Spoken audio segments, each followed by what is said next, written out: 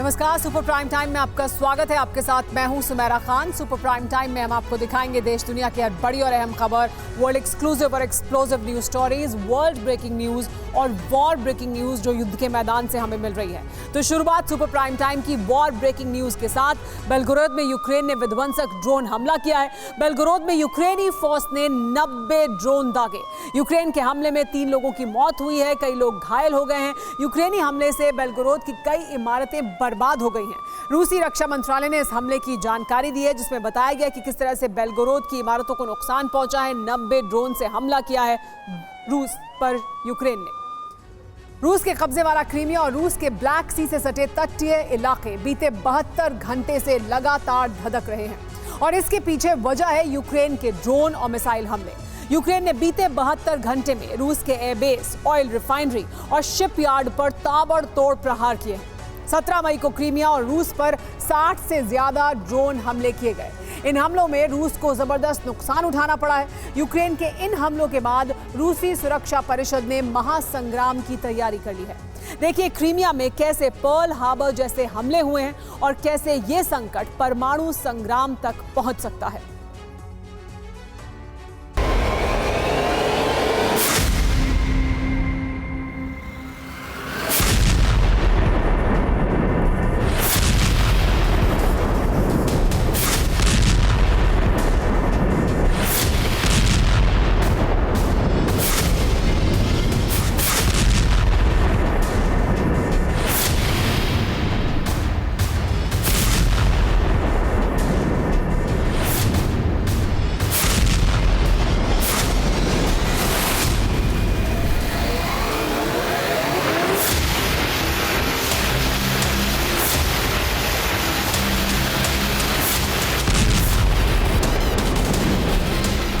बहत्तर घंटे से क्रीमिया के कई इलाके सुलग रहे हैं। यह उन इलाकों का ब्यौरा है जो यूक्रेन के हमले से जलकर खाक हुए हैं।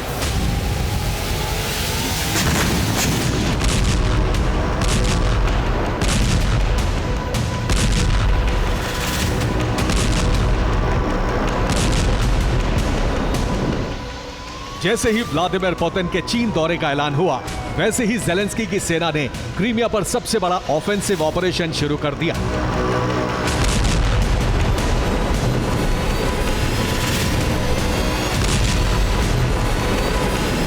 पेत्री, सेवास्तोपोल और बेल्बेक से हमलों की शुरुआत हुई और इसके बाद 72 घंटों से क्रीमिया पर यूक्रेन के हमले रुके नहीं।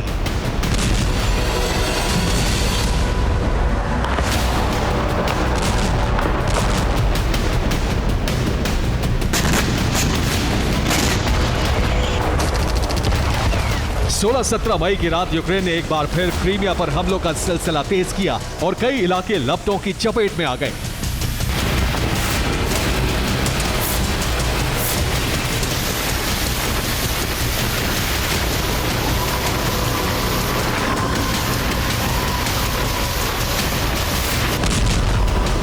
पोर्ट सिटी सेवास्तोपोल यूक्रेन के ड्रोन और मिसाइल हमलों से धधक रही है। सिम्फेरोपोल पर यूक्रेन ने टारगेटेड स्ट्राइक की है। जानकोई में रूस के सैन्य बेस को यूक्रेन ने निशाना बनाया है। क्रीमिया के वार्दिस्क क्षेत्र पर भी बीती रात हमले हुए हैं। क्रास्नोदर को 14 मई की रात से लगातार निशाना बनाया जा रहा है और 17 मई को तुआप्से ऑयल रिफाइनरी को जला दिया गया।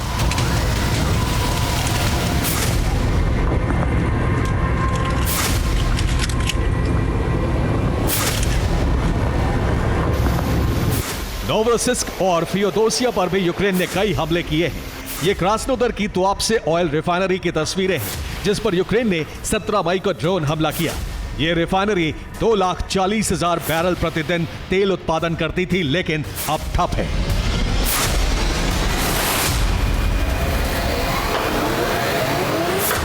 यूक्रेन ने इस पर एक नहीं बल्कि 2 ड्रोन हमले किए हैं। पहले से जलती इस रिफाइनरी पर दूसरे ड्रोन हमले की तस्वीरें एक मोबाइल कैमरे से शूट की गई। देखिए कैसे जलती हुई रिफाइनरी पर दूसरा ड्रोन गिरता है और एक जोरदार धमाके के साथ आग और धुआं नजर आने लगता है।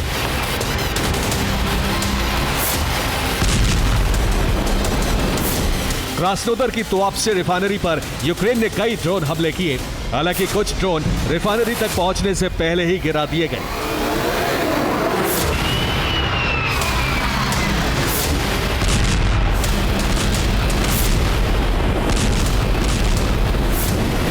यूक्रेन ने इस साल दूसरी बार क्रीमिया के जानकोई एयरबेस को टारगेट किया है। 17 मई को जानकोई एयरबेस पर 11 धमाके सुने गए। ओपन सोर्स इंटेलिजेंस के मुताबिक जानकोई एयरबेस पर बड़ा नुकसान हुआ है। रिपोर्ट है कि जानकोई एयरबेस पर 3 सुखोई 24, एक S-300 एयर डिफेंस सिस्टम और एक MGM-140 मिसाइल सिस्टम नष्ट हुआ है। 16 मई को यूक्रेन ने बेल्बेक एयरबेस पर 5 Su-27 लड़ाकू विमान और 4 Su-30 फाइटर जेट तबाह किए। इसके साथ ही 3 MiG-31 लड़ाकू विमान भी यूक्रेन के हमले में तबाह हो गए। 72 घंटे में 19 फाइटर जेट, डिफेंस सिस्टम और 11 सैनिक मारे जा चुके हैं।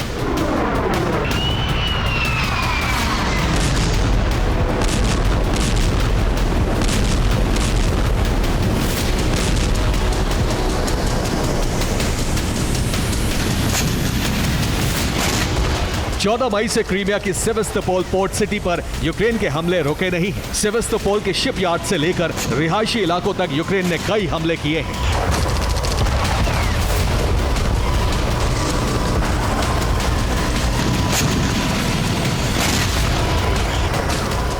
सेवेस्तोपोल में एक पावर स्टेशन तबाह हो गया, जिससे सेवेस्तोपोल का बड़ा इलाका अंधेरे में डूबा है। यूक्रेन ने 17 मई को क्रीमिया और रूस के तटीय इलाकों पर 60 से ज्यादा ड्रोन हमले किए। नोवरोसिस्क में 8 से ज्यादा धमाके सुने गए। रूस ने 51 ड्रोन इंटरसेप्ट करने का दावा किया है। ड्रोन हमलों के चलते सेवेस्तोपोल के स्कूल, कॉलेज और दफ्तर बंद रखे गए हैं। 44 ड्रोन क्रास्नोदर में इंटरसेप्ट किए गए। इसके अलावा 6 ड्रोन बेलगोरोद में गिराए गए, जबकि एक ड्रोन हमला कुर्स्क में नाकाम किया गया।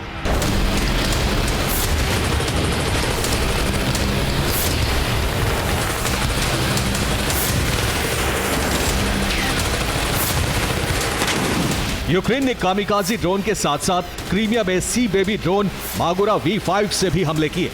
रूसी रक्षा मंत्रालय ने इस समुद्री ड्रोन को ध्वस्त करने का दावा किया है।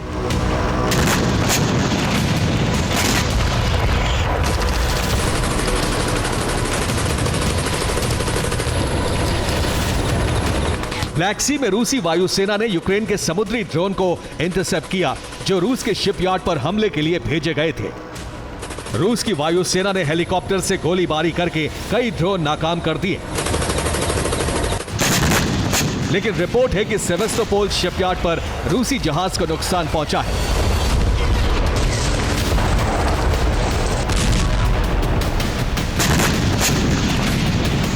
बीते 72 घंटे में यूक्रेन के हमलों से क्रीमिया विनाश का केंद्र बन चुका है।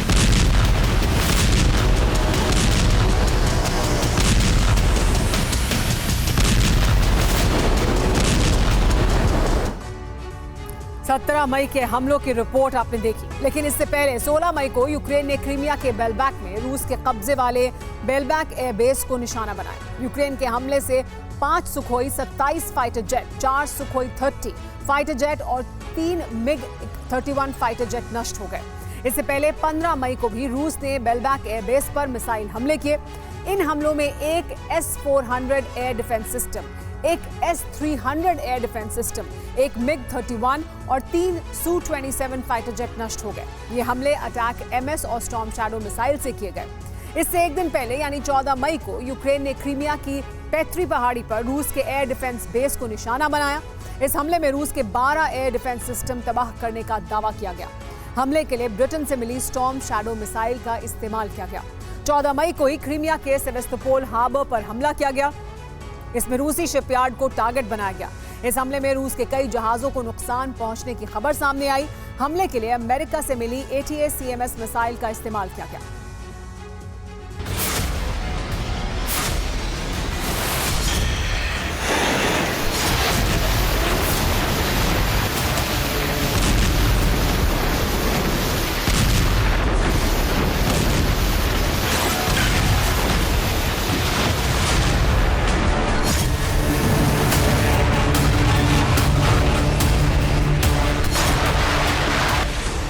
चौदह मई से 17 मई तक यूक्रेन ने क्रीमिया के साथ रूस की ब्लैक सी कोस्ट लाइन पर ताबड़तोड़ हमले किए।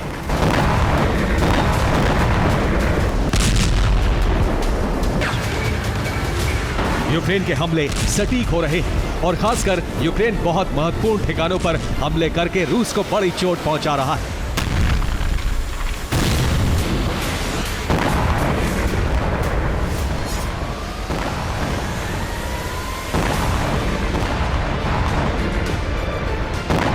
यूक्रेन ने अमेरिकी और ब्रिटिश हथियारों का इस्तेमाल रूस की जमीन पर शुरू कर दिया है और रिपोर्ट है कि हमलों के लिए इंटेलिजेंस भी नेटो देशों से ही मिल रहा है।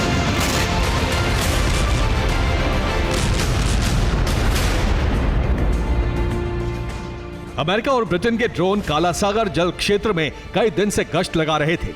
इसके साथ ही अमेरिका के टोही विमान भी रूस के नजदीक ट्रेस किए गए। अंदाजा है कि अमेरिका ब्रिटेन ने रूस के सैन्य ठिकानों की रेकी की है। अमेरिका और ब्रिटेन से मिले इंटेलिजेंस इनपुट के बाद यूक्रेन ने सटीक हमले किए हैं।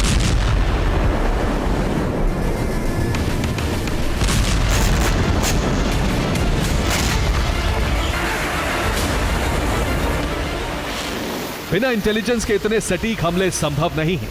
ये हमले उस वक्त किए जा रहे हैं जब चीन की धरती पर पुतिन ने कहा है कि रूस का स्पेशल मिलिट्री ऑपरेशन सही ट्रैक पर बढ़ रहा है।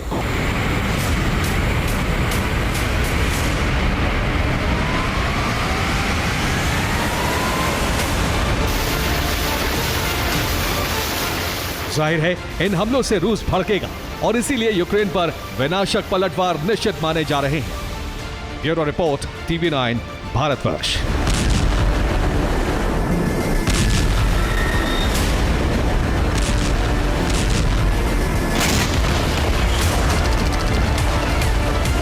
इस वक्त की बड़ी खबर खार्किव जंग से जुड़ी जो जानकारी आ रही है वो ये कि रूसी सेना का इस्कंदर मिसाइल से हमले में यूक्रेनी सेना के 3 पोस्ट तबाह किए गए हैं। रूसी सेना के हमले का वीडियो भी सामने आया है। 24 घंटे से इस्कंदर दाग रही है रूसी सेना। इस्कंदर मिसाइल से किस तरह से यूक्रेन में तबाही मचाई जा रही है उसका वीडियो सामने आया है।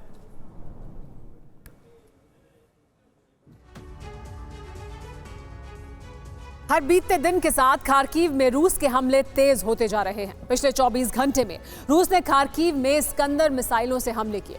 ये हमले उस वक्त हुए जब खार्किव में खुद यूक्रेन के राष्ट्रपति ज़ेलेंस्की मौजूद थे। इस बीच खार्किव को लेकर पुतिन के असली गेम का खुलासा भी हो गया है। रूस ने खार्किव अभियान इसलिए शुरू किया है क्योंकि वो डोनबास पर पूरी तरह से कब्जा करना चाहता है। सवाल यही है कि आखिर खार्किव में हमला कर पुतिन सेना डोनबास पर कंट्रोल कैसे करेगी।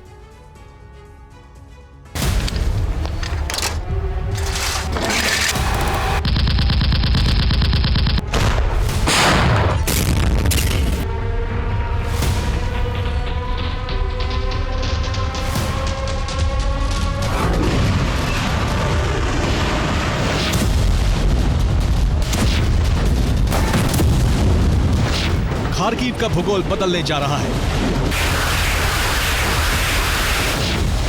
खार्किव का नक्शा बदलने जा रहा है। यूक्रेन के दूसरे सबसे बड़े शहर के अस्तित्व पर अब तक का सबसे बड़ा खतरा मंडरा रहा है।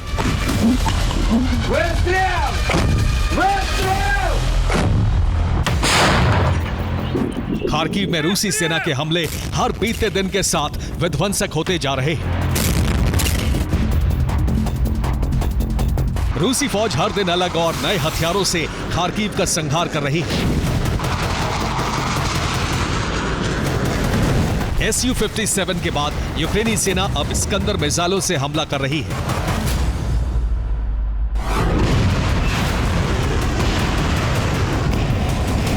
इस वीडियो को देखिए। रूस की इस्कंदर मिसाइल आकर गिरी और खार्किव में यूक्रेनी सेना का हेडक्वार्टर मलबा बन गया।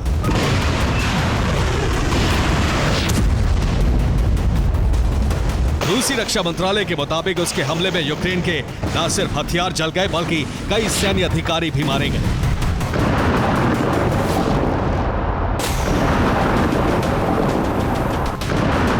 रूस ने इसी तरह खार्किव में यूक्रेन की एंटी एयरक्राफ्ट मिसाइल रेजिमेंट को भी तबाह कर दिया। रूस के हमले में 20 से ज्यादा यूक्रेनी सैनिक मारे गए। रूसी सेना ने खार्किव में 1-2 नहीं बल्कि 1 दर्जन से ज्यादा मिसाइल हमले किए।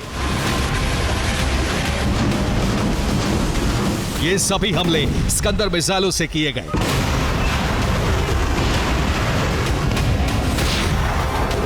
जिससे खार्किव पूरी तरह से दहल गया।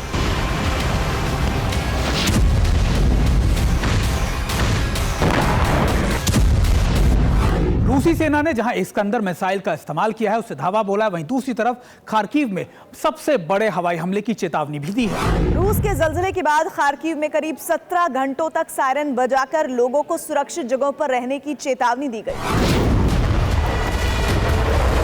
खार्किव में रूस ने स्कंदर वज्रपात उस वक्त किया जब यूक्रेन के राष्ट्रपति वोलोदिमीर ज़ेलेंस्की खार्किव में थे। ज़ेलेंस्की खार्किव में जख्मी सैनिकों से मिलने और उन्हें बहादुरी का सम्मान देने के लिए पहुंचे थे। इसी दौरान रूस ने खार्किव में विनाश की बरसात कर दी।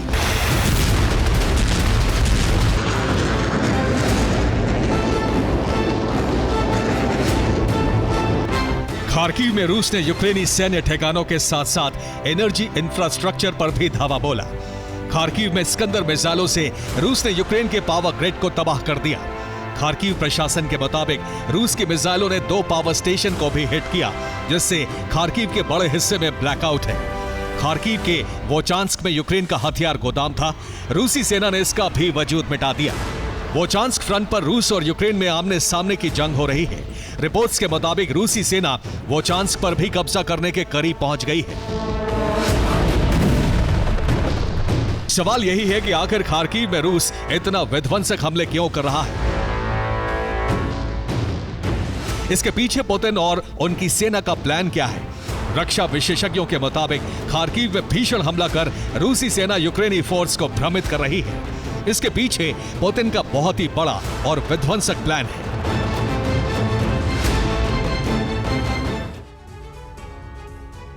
खार्किव अभियान के पीछे पुतिन का असली वॉर गेम क्या है, अब इसे समझिए। खार्किव में रूस विध्वंसक हमला कर रहा है। खार्किव बचाने के लिए यूक्रेनी सेना डोनेस्क और लुहांस्क यानी डोनबास फ्रंट छोड़कर खार्किव जा रही है। डोनबास में यूक्रेनी सेना लगातार कम होती जा रही है। रूसी सेना यही चाहती भी थी। खार्किव के नीचे ही डोनबास है, लिहाजा रूसी सेना खार्किव से डोनबास की तरफ बढ़ रही है। डोनबास पर रूस कब्जे की तैयारी में है। खेरसोन और सिम्फेरोपोल में रूस का पहले से ही कब्जा है। ऐसे में डोनबास पर कब्जा करने के बाद रूसी सेना ओडेसा विजय के लिए कूच कर जाएगी।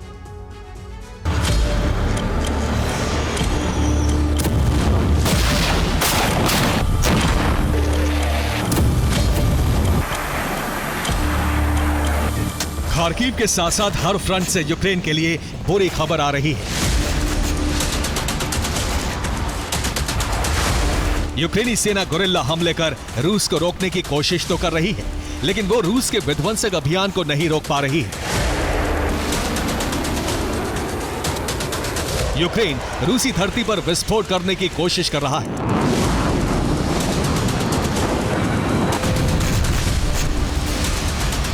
तोला में यूक्रेन ने रूस के हथियार बनाने वाली फैक्ट्री पर ड्रोन हमला किया।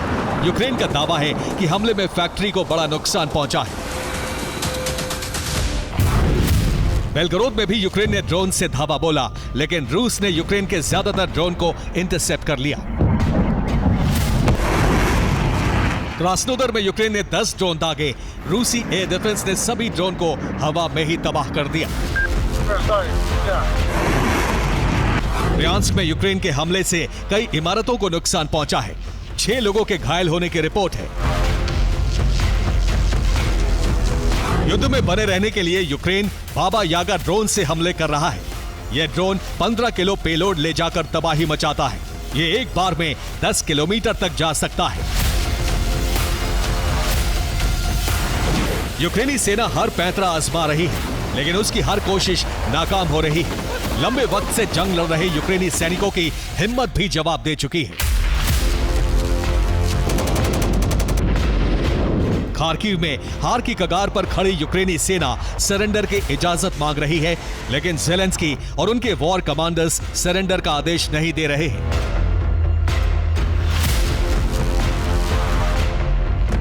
हार की कगार पर खड़े यूक्रेन ने नेटो से 1.5 लाख सैनिकों की मांग की है। रिपोर्ट्स के मुताबिक खार्किव और कीव को बचाने के लिए नेटो सेना भेज सकता है। नेटो ने इस बात के संकेत दिए हैं। अगर ऐसा हुआ तो पुतिन आउट ऑफ कंट्रोल हो जाएंगे और इसी के साथ रूस और नेटो में शुरू हो जाएगा परमाणु महायुद्ध। Bureau report, TV9 Bharatvarsh. और इस वक्त की बड़ी खबर है कि रूस के बक एयर डिफेंस का एक्शन देखने को मिल रहा है। यूक्रेनी सेना का ड्रोन हमला नाकाम रहा। बक मिसाइल से यूक्रेन का ड्रोन तबाह कर दिया गया। रूसी रक्षा मंत्रालय ने वीडियो जारी किया है।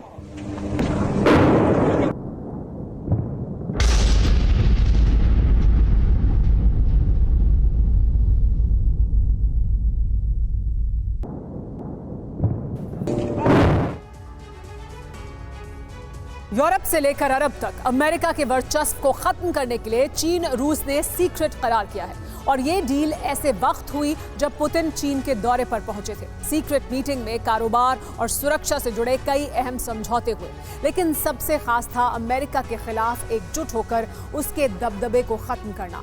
दुनिया के दो ताकतवर मुल्क अमेरिका से टकराव की तैयारी कर चुके हैं और इसके लिए नेटो की तरह ऐसा गठबंधन बनाया जा रहा है जिसमें रूस, चीन के अलावा ईरान और नॉर्थ कोरिया भी शामिल है। यानी दुनिया में दो मोर्चे तैयार हो चुके हैं। सवाल ये कि क्या ये तीसरे विश्व युद्ध की दस्तक है?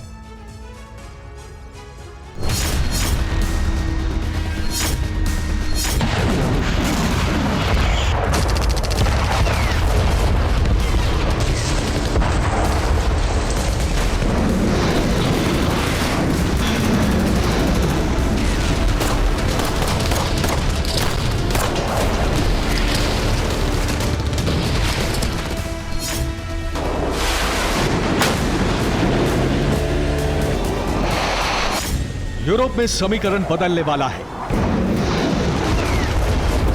अरब में बारूदी जलजला आने वाला है। वर्ल्ड ऑर्डर बदलने वाला है, क्योंकि दुनिया की दो बड़ी ताकतें एक साथ हैं और दोनों ने हुंकार भरी है कि अब अमेरिका की दादागिरी नहीं चलेगी, फिर चाहे विध्वंसक टकराव ही क्यों ना हो।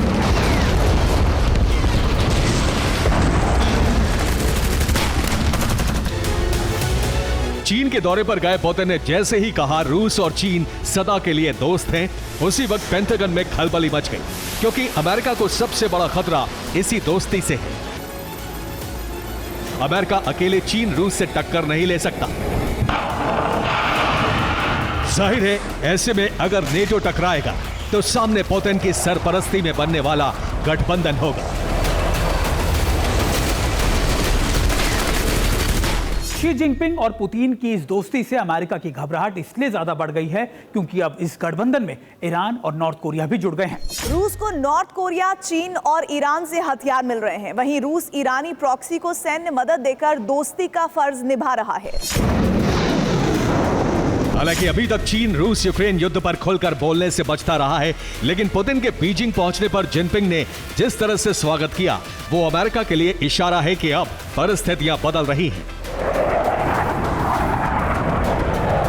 यूक्रेन का साथ देने के लिए नेटो दांव खेल रहा है तो चीन भी तैयारी कर चुका है। पहले शांति से मामला सुलझाएगा, नहीं तो दूसरा विकल्प उसके पास है।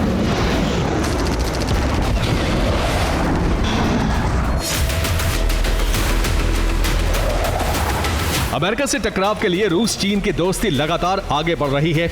बताया जा रहा है कि जिनपिंग और पुतिन में एक सीक्रेट मीटिंग हुई जिसके बारे में किसी को जानकारी नहीं थी। इस मीटिंग के बाद नेटो में हलचल है, क्योंकि रूस चीन में कारोबार बढ़ाने के अलावा युद्ध के मोर्चे पर नई रणनीति भी बनाने की सुगबुगाहट है।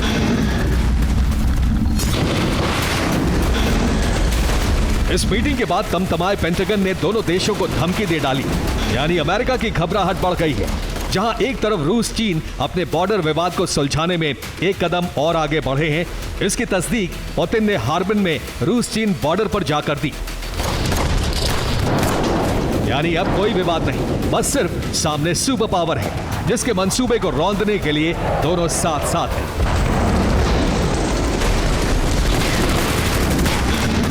इसके लिए रूस ने एंटी सैटेलाइट टेस्ट करके अमेरिका को धमकाया है। वहीं चीन ने समंदर में न्यूक्लियर तैयारी करके अमेरिका को बताया है कि साउथ चाइना सी में उसकी ही हुकूमत चलेगी। इसके अलावा नॉर्थ कोरिया ने मिसाइल प्रोडक्शन बढ़ाने का ऐलान करके इस गठबंधन को मजबूत किया है, जबकि ईरान पहले से ही अमेरिका इजराइल के खिलाफ बड़े युद्ध का ऐलान कर चुका है। उसके समर्थित संगठन लगातार हमले कर रहे हैं।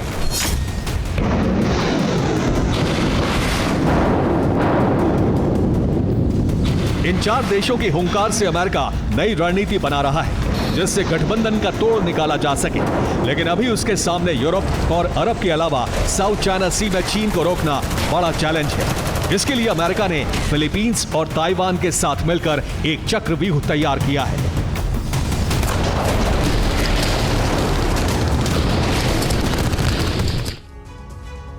चीन को रोकने के लिए अमेरिका ने ट्रिपल अटैक का प्लान बनाया है। इसके लिए अमेरिका ने फिलीपींस में लॉन्ग रेंज मिसाइल तैनात किए। फिलीपींस के साथ साउथ चाइना सी में युद्धाभ्यास भी किया जा रहा है। साथ ही ताइवान स्ट्रेट के पास अमेरिका ने युद्धपोत लगा दिए हैं। इसके अलावा ताइवान को हाईटेक हथियारों की खेप पहुंचा दी गई है। साथ ही पैसिफिक सी में अमेरिका ने अब्राहम लिंकन कैरियर को उतार दिया है। पुतिन जिनपिंग की मुलाकात के बाद पेंटागन ने चीन को चेतावनी जारी की है। ताइवान की सीमा में घुसपैठ बंद करने को कहा है। फिलीपींस के पास भी अमेरिका ने युद्धपोत लगा दिए हैं। इस दौरान चीन के 2 युद्धपोत को फिलीपींस के पास मिलकर खदेड़ दिया गया।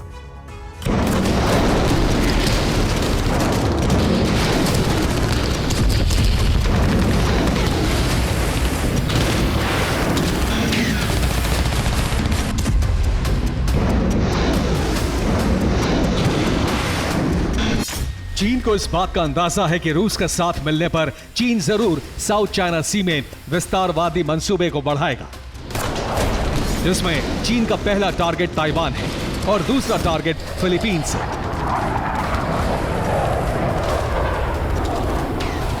लेकिन अमेरिका तैयारी कर चुका है। उसने ताइवान और फिलीपींस के पास अपने युद्धपोत भी लगा दिए हैं। इसके अलावा हथियारों की खेप भेजकर युद्ध की तैयारी शुरू कर दी है। लेकिन उसने फिलीपींस में कोल्ड वॉर के दौरान क्यूबा में रूस की मिसाइल साइट जैसा लॉन्चिंग प्लेटफॉर्म बना लिया है, जहां से लॉन्ग रेंज मिसाइल से चीन पर हमला किया जा सकता है। लेकिन ऐसा करना आत्मघाती कदम साबित हो सकता है। अमेरिका के लिए सबसे बड़ा सिरदर्द यह है कि वो या तो यूक्रेन को लगातार मदद पहुंचाता रहे या फिर अपना फोकस अब इजराइल की तरफ कर ले। अगर अमेरिका यूरोप में कमजोर पड़ता है तो नेटो का अस्तित्व खतरे में पड़ जाएगा। ऐसे ही हालात अरब में हैं, जहां उसकी साख दांव पर है। रूस इस बात को जानता है। अमेरिका अरब, यूरोप के अलावा चीन और नॉर्थ कोरिया के मोर्चे पर घिरा है। इसका फायदा रूस उठाकर यूक्रेन पर कब्जा कर सकता है। इसीलिए रूस ने बेलारूस में एटमी बेस बना लिया है। साथ ही हाईटेक हथियारों की खेप पहुंचाई जा रही है। उधर अमेरिका के कहने पर यूक्रेन डर्टी बम से हमले की तैयारी में जुट गया है। अमेरिका के अलावा दूसरे नेटो देश भी यूक्रेन को सैन्य मदद पहुंचा रहे हैं, जबकि चीन को चैलेंज करने के लिए अमेरिका ने यूएसएस अब्राहम लिंकन को उतारा है, जो पैसिफिक से लेकर साउथ चाइना सी तक गश्त करता रहेगा। साथ ही 5 गाइडेड मिसाइल से लैस डिस्ट्रॉयर भी जल्द साउथ चाइना सी पहुंच रहे हैं। उधर अमेरिका फिलीपींस के साथ वॉर ड्रिल कर रहा है, जबकि नॉर्थ कोरिया को धमकाने के लिए अमेरिका साउथ कोरिया के साथ युद्धाभ्यास कर रहा है। यानी युद्ध के 4 मोर्चों पर अमेरिका घिरा है, जो उसके लिए घातक साबित हो सकता है, क्योंकि रूस हर मोर्चे पर एक्टिव हो चुका है, जिसे चीन का भी साथ मिल गया है। Bureau report, TV9 Bharatvarsh. तो बड़ी खबर, इजराइल में हिजबुल्लाह का भीषण हमला। हिजबुल्लाह ने इजराइल में 75 रॉकेट दागे हैं। गैलीली और गोलान में दागे हैं 75 रॉकेट। हिजबुल्लाह के ज्यादातर ड्रोन इंटरसेप्ट कर लिए गए। हमले के बाद इजराइल में मचा है हड़कंप।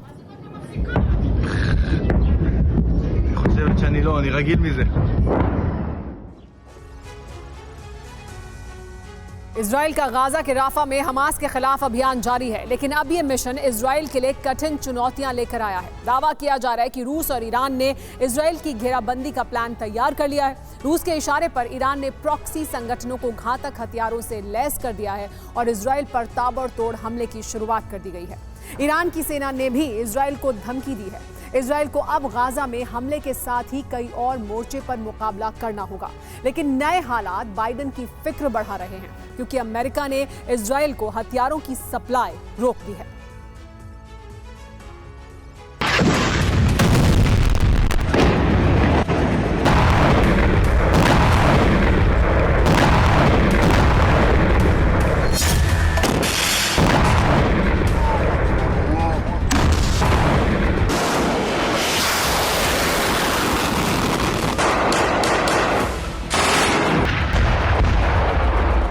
इजराइल के अधूरे मिशन को पूरा करने का अगला अध्याय शुरू कर दिया गया है।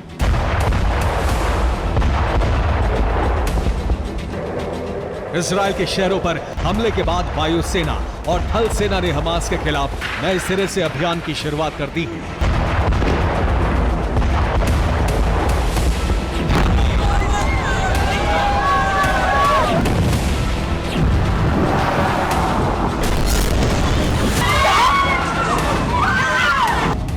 गाजा में हमास की मौजूदगी और सेना पर हमले का सबूत इजराइल ने जारी किया है।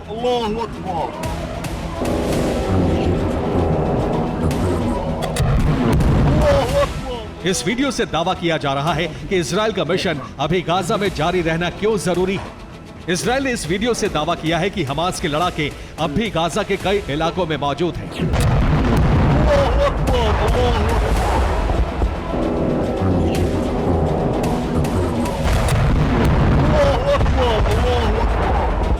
इजराइल ने एक और वीडियो जारी किया है जिसके जरिए दावा किया जा रहा है कि राफा में हमास के कई अड्डे हैं। इस वीडियो में रॉकेट लॉन्चर्स दिखाया जा रहा है। इजराइल की सेना ने राफा में सर्च के दौरान कई हथियारों को जब्त किया है। इजराइल के सामने चुनौती सिर्फ राफा से हमास का सफाया नहीं, बल्कि अचानक प्रॉक्सी संगठनों के तेज होते हमलों से खुद को बचाना भी है।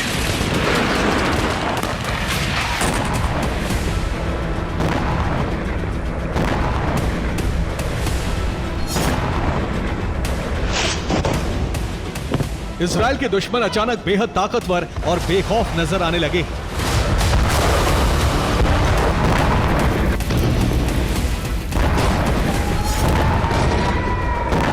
इजरायली शहरों में सायरन गूंज रहे हैं और आयरन डोम लगातार रॉकेट नष्ट करने के लिए फायर कर रहा है। इजराइल के खिलाफ बड़े हमले की प्लानिंग और प्रॉक्सी संगठनों की हिम्मत के पीछे अब सिर्फ ईरान नहीं बल्कि रूस भी है। रिपोर्ट के मुताबिक रूस के इशारे पर ईरान इजराइल पर हमले करवा रहा है। ईरान से प्रॉक्सी संगठनों को हथियारों की सप्लाई की जा रही है। इजराइल को घेर कर चार तरफ से हमले की प्लानिंग है। अमेरिका से इजराइल को हथियारों की सप्लाई रोक दी गई है। वजह है राफा में इजराइल का ऑपरेशन।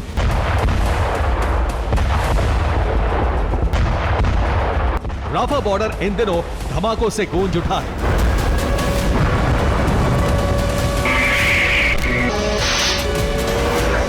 अमेरिका के दबाव को दरकिनार करते हुए इजराइल ने राफा में अपना ऑपरेशन जारी रखा है।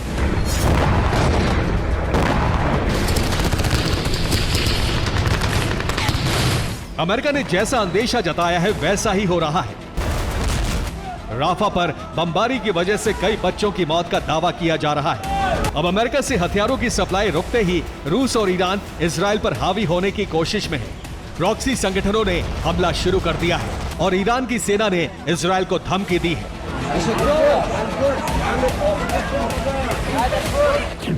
रिपोर्ट के मुताबिक ईरान के कमांडर ने इजराइल को धमकी दी है। कमांडर ने इजराइल पर बड़े हमले की धमकी दी है। धमकी में ईरान से फिर सैन्य अभियान की चेतावनी दी गई है।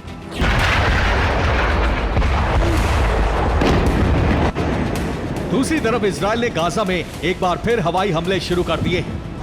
गाजा में हवा से भारी बमबारी की गई है। हमास खासतौर से जबालिया कैंप को टारगेट कर रहा है। इजराइल की वायुसेना रिहायशी इलाकों पर बमबारी कर रही है। इसके अलावा खान यूनिस में इजराइल ने फिर हमले की शुरुआत कर दी है। खान यूनिस में बमबारी की वजह से 9 लोगों की मौत हो गई। जबालिया कैंप में भी 12 लोगों की मौत हुई है। दोनों इलाकों में लोगों के पास फिर खाने पीने की भारी कमी है। इजराइल के पीएम नेतन्याहू ने फिर ऐलान किया है कि इजरायली सेना का मिशन गाजा अभी जारी रहेगा, क्योंकि हमास के सफाई का अभियान अभी पूरा नहीं हुआ है। इजराइल सरकार के आंकड़ों के मुताबिक, इजराइल के पीएम के मुताबिक गाजा में हमास के कुल 35,000 लड़ाके हैं। इजराइल की सेना अब तक सिर्फ 14,000 लड़ाकों को मार सकी है। इजराइल के पीएम ने ऑपरेशन के दौरान 16,000 आम लोगों के मारे जाने की बात को भी कबूला है। राफा में भी लगातार हमले हो रहे हैं। इस बीच हिजबुल्लाह ने इजराइल पर S-5 मिसाइलों से हमले किए हैं। हिजबुल्लाह के हमले के तरीके से जाहिर हो रहा है कि ईरान से इजराइल को दहलाने के लिए ड्रोन की सप्लाई की गई है। हिजबुल्लाह के ड्रोन अब S-5 मिसाइलों से लैस हैं, जिसकी वजह से इजराइल के मेतुला में कई बड़े धमाके हुए। नेटो और रूस के बीच पूरी दुनिया में वर्चस्व की जंग छिड़ गई है। इसका सबसे नया ठिकाना बना है प्रशांत महासागर का न्यू कैलेडोनिया। न्यू कैलेडोनिया पर फ्रांस का राज है और रूस ने वहां तख्ता पलट के लिए मूल निवासी कनाकी समुदाय को उतार दिया है। न्यू कैलेडोनिया के मूल निवासी फ्रांस के एक फैसले से भड़के थे और इसी वजह से वहां दंगे शुरू हो गए। न्यू कैलेडोनिया में रूस फ्रांस का वर्चस्व खत्म करने में जुटा है, तो जॉर्जिया में यूरोपियन यूनियन रूस समर्थक सरकार के तख्ता पलट में जुट गए हैं। देखिए धरती पर कहां-कहां रूस बना नेटो की अप्रत्यक्ष जंग छिड़ी हुई है।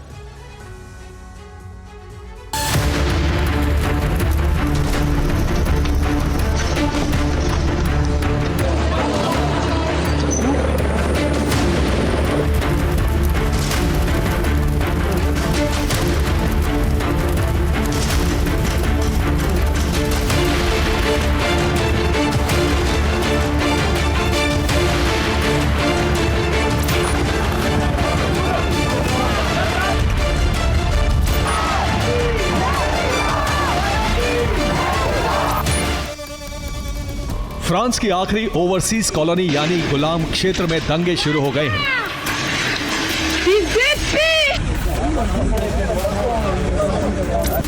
जिधर देखो उधर आग की लपटें और धुएं का गुबार।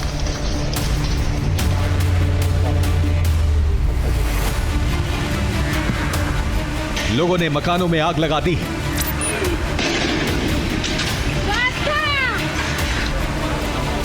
सुपर स्टोर्स में लूट शुरू हो गई है।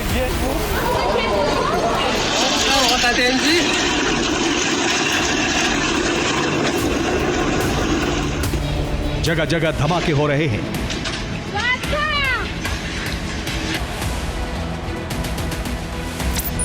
सड़कों पर फ्रांसीसी सेना के टैंक और बख्तरबंद वाहन दौड़ रहे हैं। न्यू कैलेडोनिया में व्यवस्था को नियंत्रित करने के लिए फ्रांस ने अपनी सेना को उतार दिया है। प्रदर्शनकारियों को नियंत्रित करने के लिए जगह जगह स्पेशल फोर्स तैनात है। न्यू कैलेडोनिया की सड़कों पर जगह जगह आग लगी है।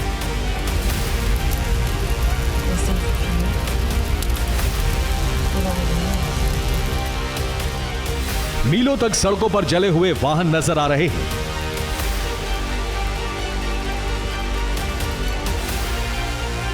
बीते 3 दिन से न्यू कैलेडोनिया में दंगे भड़के हुए हैं।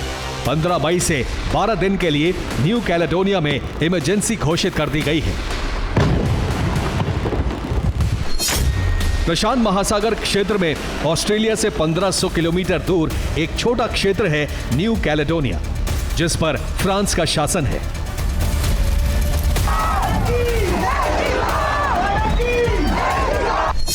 न्यू कैलेडोनिया पर 1853 से फ्रांस का शासन है। मेलेनेशियन कनाक यहां का मूल निवासी समुदाय है। यहां बरसों से फ्रांस अपने नागरिकों को बसा रहा है। फ्रांस प्रावधान लाया है कि न्यू कैलेडोनिया में 10 साल से रह रहे यूरोपीय नागरिकों को मतदान का अधिकार होगा। इस नियम से कनाकी समुदाय अल्पसंख्यक हो जाएगा। फ्रांस के इस नियम के ऐलान के बाद कैलेडोनिया में दंगे भड़क गए। कैलेडोनिया के कनाकी मूल निवासी लंबे समय से आजादी की मांग कर रहे हैं, लेकिन वोटिंग का अधिकार देकर फ्रांस ने उन्हें शांत कर रखा था। प्रशांत क्षेत्र के इस द्वीप पर दंगे भड़कने के बाद रूस ने कनाकी समुदाय को सीक्रेट समर्थन दे दिया है, ताकि नाइजर के बाद फ्रांस को कैलेडोनिया छोड़ने पर मजबूर होना पड़े।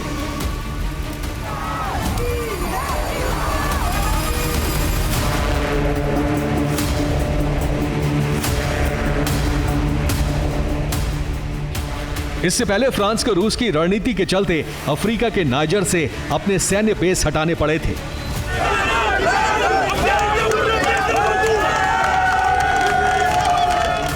अगस्त 2023 में कमांडर अब्दुल रहमान अमेरिका और फ्रांस समर्थक राष्ट्रपति का तख्ता पलटकर नए राष्ट्रपति बन गए। फ्रांस और अमेरिका ने दखल देने की कोशिश की तो नियामे में रूसी झंडे के साथ प्रदर्शन शुरू हो गए।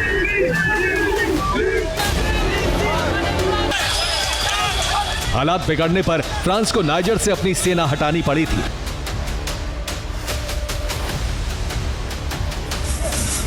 अब यही हालात न्यू कैलेडोनिया में बनते जा रहे हैं।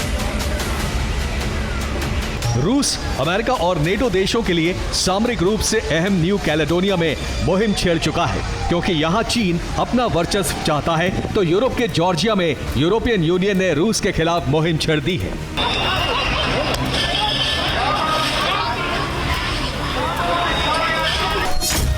जॉर्जिया सरकार ने फॉरेन एजेंट बिल पास किया है। 20% से ज्यादा विदेशी फंड पाने वाली कंपनियों को फॉरेन एजेंट श्रेणी में रखा गया है। जॉर्जिया के लोग इस बिल का विरोध कर रहे हैं। लोगों का कहना है कि सरकार रूस समर्थक है और विदेशी निवेश नहीं चाहती। इस प्रदर्शन में आइसलैंड, लिथुआनिया, एस्टोनिया के विदेश मंत्री भी शामिल हुए हैं। जॉर्जिया की संसद के स्पीकर ने कहा है कि यूरोपियन यूनियन जॉर्जिया सरकार के तख्तापलट की साजिश कर रही है। जॉर्जिया सरकार यूक्रेन युद्ध में रूस का समर्थन करती रही है। प्रदर्शन भड़कने पर यूक्रेन ने भी समर्थन दे दिया है। प्रदर्शनकारियों की मांग है कि जॉर्जिया को यूरोपियन यूनियन का सदस्य बनना चाहिए।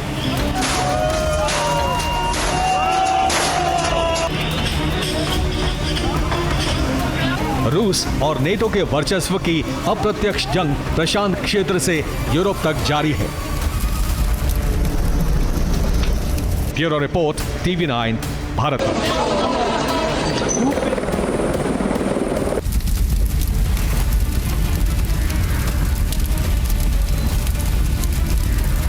अरब में परमाणु हथियारों का विस्तार होने जा रहा है। ईरान के साथ साथ अरब के 2 और देश परमाणु संपन्न होने जा रहे हैं। ये संभव होगा ईरान के परमाणु उपहार से। सवाल यही है कि आखिर ईरान 2 देशों को परमाणु तकनीक का दान क्यों देने जा रहा है? इसके पीछे रईसी की दरअसल रणनीति क्या है?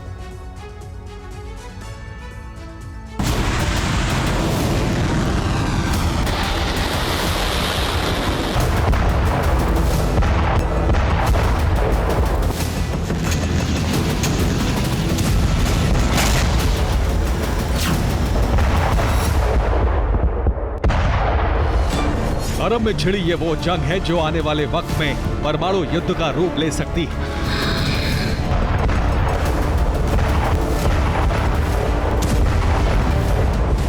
अरब में जो एटमी आग भड़केगी उसमें एक साथ कई देश भस्म हो जाएंगे।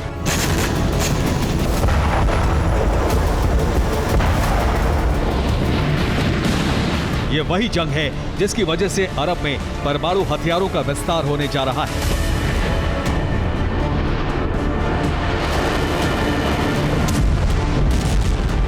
ईरान परमाणु हथियार बनाने के बहुत करीब पहुंच चुका है, लेकिन अब तुर्की और सऊदी अरब भी एटमी मिसाइलों से लैस होने वाले हैं।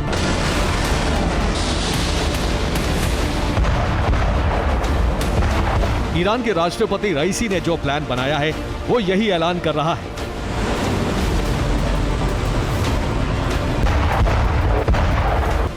रईसी जिस परमाणु रणनीति पर काम कर रहे हैं उससे पश्चिमी देशों, खासकर अमेरिका में हड़कंप मच गया है।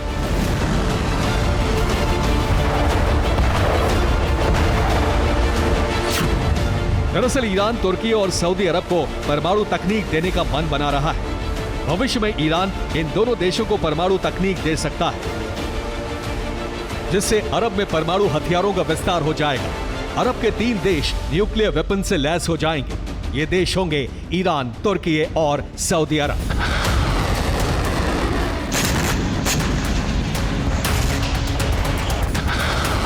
इंटरनेशनल एटॉमिक एनर्जी एजेंसी यानी IAEA की रिपोर्ट के मुताबिक ईरान के पास इतना संवर्धित यूरेनियम है जो 3 परमाणु हथियार बना सकता है। ईरान अपने परमाणु कार्यक्रम को बहुत ही सीक्रेट तरीके से आगे बढ़ा रहा है। उसे रूस की मदद मिल रही है। माना जा रहा है कि ईरान परमाणु परीक्षण करने के बहुत करीब पहुंच चुका है। वो जल्द ही एटमी मिसाइल तैयार कर सकता है। इसके बाद ईरान तुर्की और सऊदी अरब को भी परमाणु तकनीक दे सकता है। ईरान का यह कदम पश्चिमी देशों के लिए बहुत बड़ा खतरा साबित हो सकता है। Bureau report, TV9 Bharat. रूस पूरी रफ्तार से यूक्रेन पर हमले कर रहा है और इसके लिए रूसी सेना अपनी रणनीति बदल रही है। रूस ने ईरान से ड्रोन खरीदने की जगह अब खुद भी कामिकाजी ड्रोन बनाने शुरू किए हैं। यूक्रेन के ज्यादातर एयर डिफेंस खाली होने के बाद रूस हवा से ताबड़तोड़ हमले कर रहा है और इसके लिए वो रशियन मेड ड्रोन का इस्तेमाल कर रहा है। इसके अलावा युद्ध का खर्च घटाने के लिए ग्लाइड बॉम्ब का इस्तेमाल भी हो रहा है। ग्लाइड बॉम्ब से हमले के लिए फाइटर जेट को टारगेट के बिल्कुल ऊपर जाने की जरूरत नहीं होती है।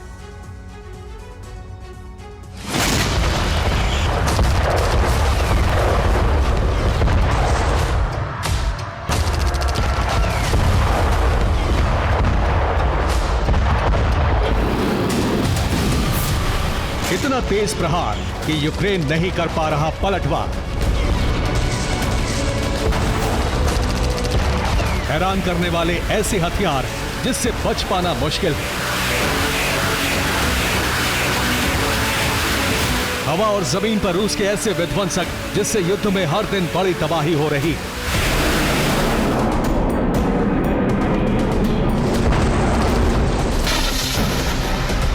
नए दौर के इस युद्ध में रूस की सेना को कई नए हथियार भी मिले हैं।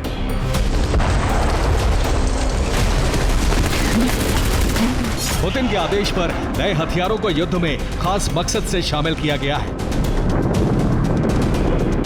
पुतिन चाहते हैं कि यूक्रेन पर ऐसे हथियारों से हमले हों जिससे निपटने की कभी तैयारी ही नहीं की गई। आपको रूस के 3 नए हथियारों के बारे में बताते हैं। रूस ने अब खुद कामिकाज़े ड्रोन का प्रोडक्शन शुरू कर दिया है। ये ड्रोन स्ट्रेला टाइप के हैं। रूस के नए ड्रोन के नाम का खुलासा नहीं किया गया है, लेकिन रिपोर्ट्स में दावा है कि ये ड्रोन लंबी दूरी के हैं और रूस इससे यूक्रेन के भीतर हमले करने में कामयाब हो रहा है।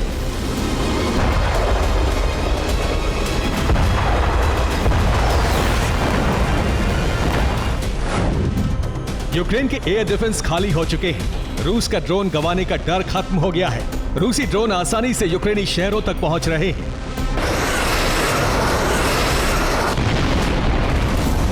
रूस की सेना ग्लाइड बम का इस्तेमाल भी कर रही है। रशियन ग्लाइड बम से यूक्रेन में जबरदस्त तबाही हो रही है। रूस के ग्लाइड बम से यूक्रेन के कई रिहायशी इलाके पूरी तरह से खंडहर में तब्दील हो चुके हैं।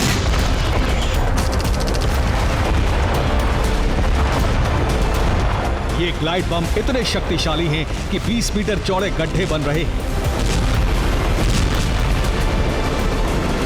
खार्किव पर हमले के लिए भी रूस ने ग्लाइड बम पर ही भरोसा किया है।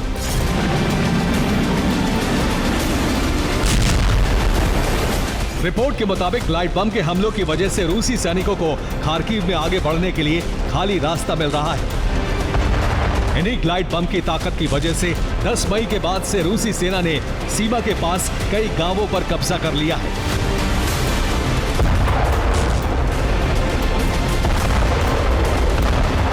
ग्लाइड बम कम खर्चीला है, जिसकी वजह से पुतिन ने सेना को इसके अधिक से अधिक इस्तेमाल की नसीहत दी है। ग्लाइड बम की वजह से ही रूस के युद्ध का खर्च अब बेहद कम हो गया है।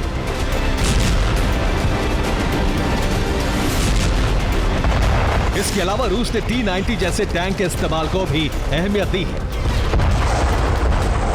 रूस ने यूक्रेनी इलाकों पर ताबड़तोड़ गोलाबारी करने के लिए टैंक का काफिला तैनात कर दिया है।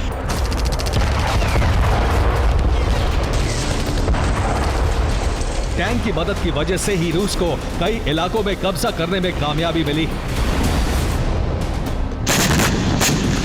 रूस के टैंक यूक्रेनी इलाकों को खंडहर बना रहे हैं, जिसकी वजह से उस इलाके के लोग खुद वहां से दूर चले जाते हैं और यूक्रेनी फौज को छिपकर हमले के लिए जगह भी नहीं मिलती। Bureau report, TV9 Bharatvarsh. Depot को भी उड़ा दिया।